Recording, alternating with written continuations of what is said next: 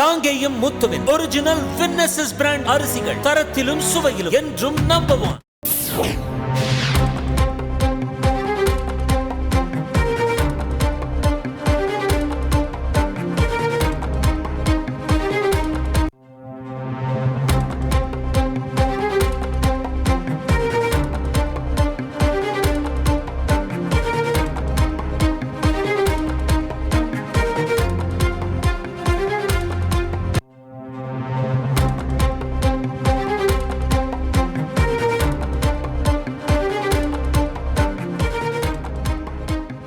அமைச்சர் ஐ பெரியசாமியின் மேல்முறையீடு மனுவில் 4 வாரங்களுக்குள் பதிலளிக்க தமிழக லஞ்ச ஒழிப்புத்துறைக்கு உச்சநீதிமன்றம் உத்தரவு பிறப்பித்திருக்கிறது. கூடுதல் விவரங்களோடு செய்தியாளர் வெங்கடேசன் இணைகிறார். வெங்கடேசன், வணக்கம். வழக்கின் கூடுதல் விவரங்கள் என்ன?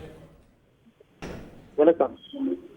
குறிப்பாக வீட்டு வசதி வாரியத்திற்கு சொந்தமான வீட்டை மறைந்த முன்னாள் முதலமைச்சர் கருணாநிதியின் பாதுகாவலர் கணேசன் என்பவருக்கு முறைகேடாக ஒதுக்கீடு செய்ததாக அமைச்சர் பெரியசாமிக்கு எதிராக கடந்த 2017ஆம் ஆண்டு வழக்கு தொடரப்பட்டது. இந்த வழக்கிலிருந்து அமைச்சரை விடுவித்து கடந்த 2023 மார்ச் மாதம் சிறப்பு நீதிமன்றம் உத்தரவிட்டது.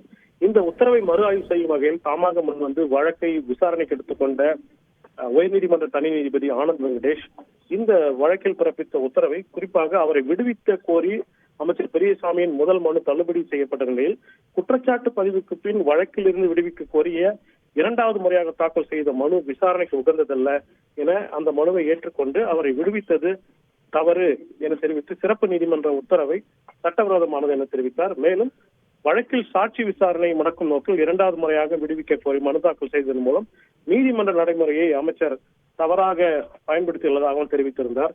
வழக்கு விசாரணைக்கு எடுத்துக்கொண்ட போது அமைச்சர் பெரியசாமி அமைச்சராக இல்லை, எம்எல்ஏ மட்டுமே இருந்துள்ளார். அதனால் உச்சநீதிமன்ற உத்தரவின்படி அவருக்கு எதிராக வழக்கு தொடர ஆளுநர் அனுமதி பெற தேவையில்லை, சபாநாயகரிடமே அனுமதி பெற வேண்டும். பெரியசாமிக்கு எதிராக வழக்கு தொடர சபாநாயகர் ஒப்புதல் அளித்ததில் எவ்வித சட்டவிரோதம் இல்லை என தெரிவித்திருந்தார். மேலும் இந்த அமைச்சர் பெரியசாமியை விடுவித்த உத்தரவை ரத்து செய்த நீதிபதி ஊழல் தடுப்பு சட்ட வழக்குகளை விசாரிக்கும் சிறப்பு நீதிமன்றத்தில் உள்ள இந்த வழக்கை மார்ச் 26ஆம் தேதிக்குள் மீண்டும் MP MLAக்களுக்கு எதிரான வழக்குகளை விசாரிக்கும் சிறப்பு நீதிமன்றத்திற்கு மாற்ற வேண்டும் என உத்தரவு பிறப்பித்திருந்தார்.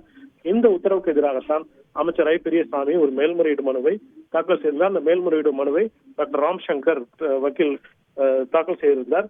இந்த மனுவை உச்சநீதிமன்ற நீதிபதிகள் ரிஷிகேஷ் ராய் தலைமையிலான அமர்வு விசாரித்தது.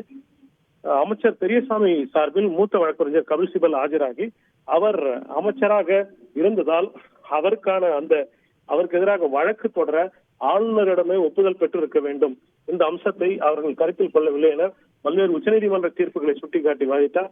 இந்த வாதத்தை பதிவு செய்துள்ள உச்சநீதிமன்றம் அமைச்சர் பெரியசாமியின் மேல்முறையீடு மனுவுக்கு 4 வாரங்களுக்குள் பதிலளிக்க தமிழ்நாடு லஞ்ச ஒழிப்புத்துறைக்கு உத்தரவிட்டதுடன் அவருக்கு எதிராக அந்த சிறப்பு நீதிமன்றத்தில் நடைபெறும் விசாரணையை நிறுத்தி வைக்க கோரி ஒரு மனுவையும் தாக்கல் செய்யவும், குறிப்பாக உச்சநீதிமன்றத்தில் இந்த வழக்கு விசாரணை நடைபெறுவதால் அதை நிறுத்தி வைக்க ஒரு மனுவையும் தாக்கல் செய்ய ஒரு அனுமதியும் வழங்கியுள்ளார். விவரங்களுக்கு நன்றி வெங்கடேசன்.